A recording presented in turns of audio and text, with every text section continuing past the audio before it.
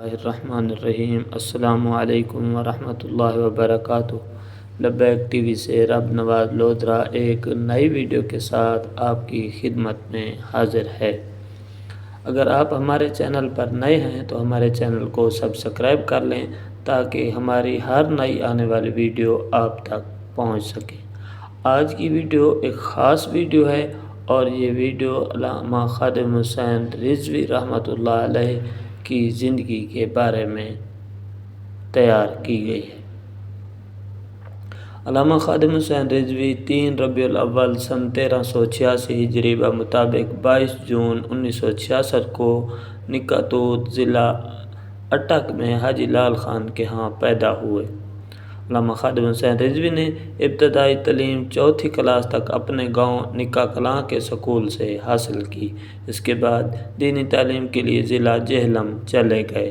اس وقت ان کی عمر بمشکل 8 سال تھی اور یہ سن 1974 کی بات تھی جب علامہ خادم حسین اکیلے جہلم پہنچے تو اس وقت تحریک ختم نبوت اپنے عروج پر تھی اور اس کی وجہ سے جلسے جلوس اور پکڑ دھکڑ کا عمل چل رہا تھا۔ جہلم میں علامہ خادم حسین کے گاؤں کے استاد حافظ غلام محمد موجود تھے جنہوں نے انہیں جامعہ غوثیہ اشاعت العلوم عیدگاہ میں داخل کرایا۔ یہ مدرسہ قاضی غلام محمود کا تھا جو پیر مہر علی شاہ کے مرید خاص تھے۔ وہ خود خطیب و امام تھے۔ ان کے بیٹے قاضی حبیب الرحمن مدرسے کے منتظم تھے۔ مدرسہ میں حفظ القرآن کے لیے استاد قاری غلام یاسین تھے جن کا تعلق ضلع گجرات سے تھا اور وہ آنکھوں کی بینائی سے محروم تھے۔ علامہ خادم حسین نے قرآن مجید کے ابتدائی پارے جامعہ غوثیہ اشاعت العلوم میں حفظ کیے اور اس سے آگے کے 18 پارے مشین محلہ نمبر 1 کے دارالعلوم میں حفظ کیے۔ اس کی وجہ کچھ یوں بنی کہ مدرسہ میں موجود نکا کلاں کے ایک طالب علم گل محمد نے کسی بات پر باورچی کو مارا تھا اور باورچی کو اچھی خاصی چوٹیں آئی تھی۔ اس وجہ سے گل محمد کو مدرسہ سے نکال دیا گیا، جس کی وجہ سے نکا کلاں کے استاد حافظ غلام محمد نے اپنے لائے تمام طلباء جن کی تعداد 21 تھی نکال کر مشین محلہ نمبر 1 پر واقع دارالعلوم میں داخلہ دلا دیا، جن میں علامہ خادم حسین بھی شامل تھے۔ آپ کو قرآن پاک حفظ کرنے میں 4 سال کا عرصہ لگا۔ جب آپ کی عمر 12 سال ہوئی تو دینا ضلع جہلم چلے گئے اور وہاں 2 سال قرأت کی تعلیم حاصل کی۔ قرأت کی تعلیم حاصل کرنے کے بعد سن 1980 میں مزید تعلیم حاصل کرنے کے لیے لاہور چلے گئے۔ وہاں آپ نے شہرہ آفاق دینی درس گاہ جامعہ نظامیہ لاہور میں درس نظامی کی تعلیم حاصل کی۔ لاہور مدرسہ میں 8 سال تعلیم حاصل کرنے کے بعد سن 1988 میں فارغ التحصیل ہو گئے تھے۔ قرآن پاک حفظ کرنے کے علاوہ درس نظامی اور احادیث پڑھی۔ سن 1974 میں آپ نے گھر چھوڑا تھا اور 1978 میں حفظ قرآن مجید کرنے کے بعد جامع مسجد وزیر خان لاہور میں قاضی منظور حسین کے پاس آ گئے۔ انہوں نے آپ کو جامعہ نظامیہ لاہور میں داخل کرا دیا۔ وہاں آپ نے درج ذیل اساتذہ سے تعلیم حاصل کی۔ مفتی محمد عبدالقیوم ہزاروی ترمذی شریف، مفتی محمد عبداللطیف نقشبندی مسلم شریف ابو داؤد، علامہ محمد رشید نقشبندی کنز الدقائق قصیدہ بردہ شریف، علامہ عبدالحکیم شرف قادری بخاری شریف، علامہ حافظ عبدالستار سعیدی، علامہ حافظ محمد صدیق ہزاروی اور 1988 میں دورہ حدیث مکمل ہوا اور دستار فضیلت عطا کی گئی۔ علامہ خادم حسین رضوی نے پہلی ملازمت سن 1993 میں محکمہ اوقاف پنجاب میں کی۔ اس سلسلے میں آپ داتا دربار لاہور کے نزدیک واقع پیر مکی مسجد میں خطیب تھے۔ جب آپ محکمہ اوقاف کی ملازمت چھوڑنے لگے تو اس وقت آپ کی تنخواہ 20,000 ماہانہ تھی جو اب ختم ہو چکی ہے۔ پھر یتیم خانہ روڈ لاہور کے قریب واقع جامع مسجد رحمۃ للعالمین میں خطیب رہے۔ جہاں سے 15,000 ماہانہ مشاہرہ ملتا تھا۔ 1990 میں جامعہ نظامیہ میں علم صرف کا درس دینا شروع کیا۔ 1993 میں محکمہ اوقاف لاہور کی طرف سے دربار سئی کاماں والے گجرات میں خطابت و امامت کے لیے آپ کا تقرر ہوا۔ بعد ازاں دربار حضرت شاہ ابو المعالی کی مسجد میں تبادلہ ہوا۔ وہاں حکومتی پالیسیوں پر تنقید کی وجہ سے 4 ماہ کے لیے معطل کر دیے گئے۔ اس کے بعد بحال ہو کر پیر مکی صاحب کی لاہور کی مسجد میں فرائض انجام دینے لگے، لیکن حکومتی پالیسیاں حسب معمول ان کا ہدف تھی۔ خاص طور پر ممتاز قادری کے حوالے سے ان کا موقف حکومت کے موقف کے برعکس تھا، جس کا اظہار وہ ہر سرکاری پلیٹ فارم پر کرتے تھے۔ نتیجے کے طور پر ملازمت کا یہ سلسلہ زیادہ دیر تک قائم نہ رہ سکا اور محکمہ اوقاف نے انہیں ملازمت سے فارغ کر دیا۔ ممتاز قادری رہائی تحریک کے محرک اور سرپرست اعلیٰ رہے۔ تحریک فدایان ختم نبوت پاکستان کے امیر رہے۔ ان کا سیاست میں آنے کا سبب ممتاز قادری کی سزائے موت ہے۔ ممتاز قادری کی سزا کے بعد تحریک لبیک یا رسول اللہ کے سرپرست اعلیٰ رہے۔ بعد ازاں ڈاکٹر اشرف آصف جلالی سے اختلاف کی وجہ سے اپنی الگ تحریک لبیک پاکستان بنا لی۔ انہوں نے بہت جلد اپنے سخت بیانات سے اسلام پسند طبقے میں اپنی جگہ بنائی۔ ان پر سن 2016 میں توہین مذہب کے قانون کے حق میں ریلی نکالنے پر لاٹھی چارج کیا گیا اور انہیں گرفتار کر کے جیل بھیج دیا گیا۔ سن 2017 میں NA 120 لاہور کے ضمنی انتخابات میں پہلی بار سیاسی منظر نامے پر نمودار ہوئے اور 7,000 ووٹ حاصل کر کے سب کو حیرت میں ڈال دیا۔ NA 4 پشاور کے ضمنی الیکشن میں تقریباً 10,000 ووٹ حاصل کیے۔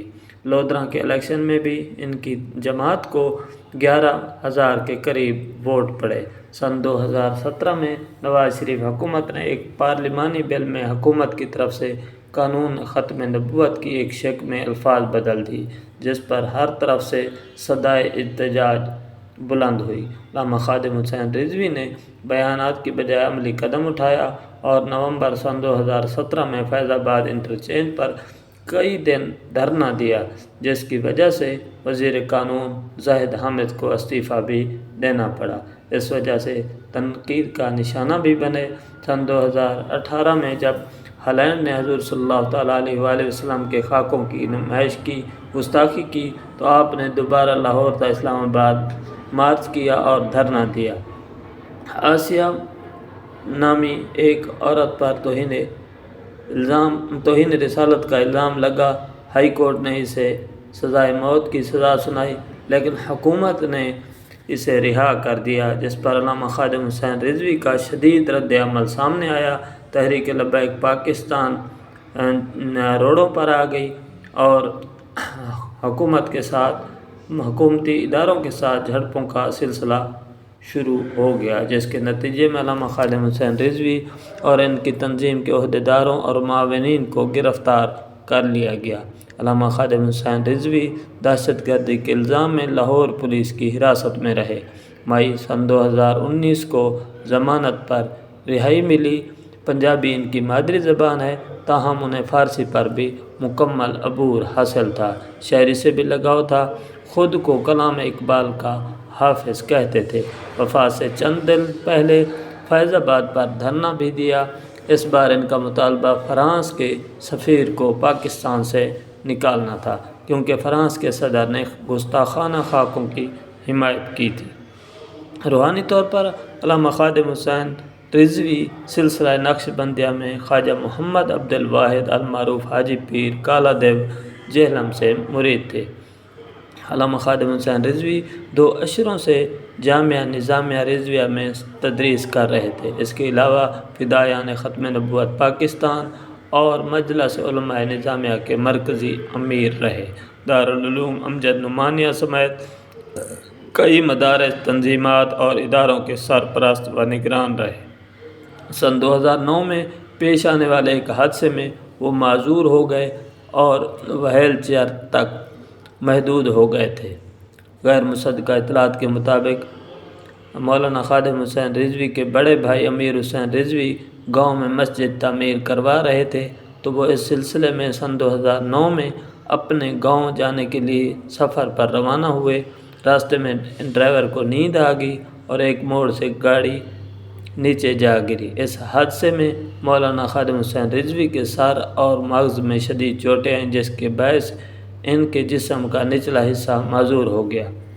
علامہ خادم حسین رضوی کی شادی اپنے چچا کی بیٹی سے ہوئی، جو کہ آپ کے والد کی پسند سے ہوئی تھی۔ 1993 میں محکمہ اوقاف میں خطیب کی ملازمت کے بعد یہ شادی ہوئی۔ علامہ خادم حسین رضوی کی اولاد میں 2 بیٹے اور 4 بیٹیاں ہیں۔ بیٹوں کے نام حافظ سعد حسین رضوی اور حافظ انس حسین رضوی ہیں۔ دونوں بیٹے حافظ قرآن اور عالم دین ہیں۔ تحریک لبیک پاکستان ایک سیاسی تنظیم ہے جو تحریک لبیک یا رسول اللہ صلی اللہ علیہ وآلہ وسلم کی زیر قیادت قائم ہوئی۔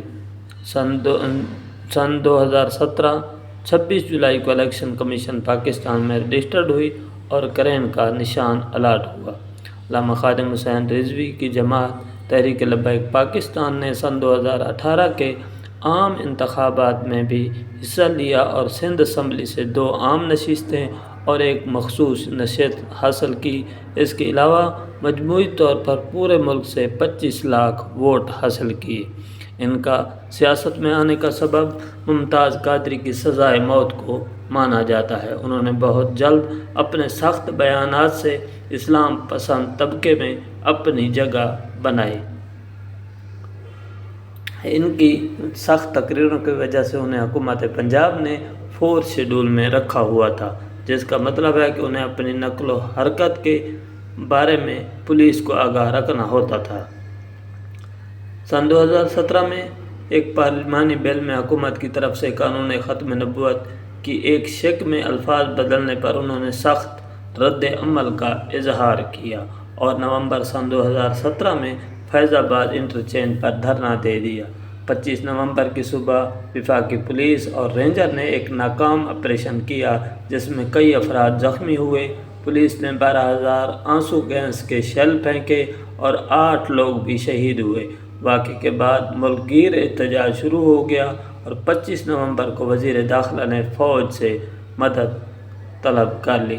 خادم حسین پر عوامی مقامات پر مخالفین کو گالیاں دینے کے حوالے سے بھی تنقید کا نشانہ بنایا جاتا ہے، لیکن یہ سراسر جھوٹ ہے اور علامہ خادم حسین مخالفین کے لیے سخت زبان ضرور استعمال کرتے تھے لیکن گالیاں نہیں دیتے تھے۔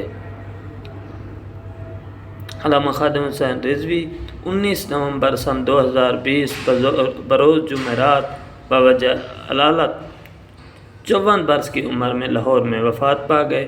21 نومبر سن 2020 بروز ہفتہ کو صبح 10 بجے نماز جنازہ مینار پاکستان گراؤنڈ میں ادا کی گئی، جس میں دنیا کے کئی ممالک سے لاکھوں مسلمانوں نے شرکت کی۔ ایک اندازے کے مطابق پاکستان کی تاریخ کا سب سے بڑا جنازہ قرار پایا۔ نماز جنازہ ان کے بڑے صاحبزادے حافظ سعد حسین رضوی نے پڑھائی۔ جامع مسجد رحمۃ اللہ للعالمین سے ملحق مدرسہ ابو ذر غفاری میں سپرد خاک ہوئے۔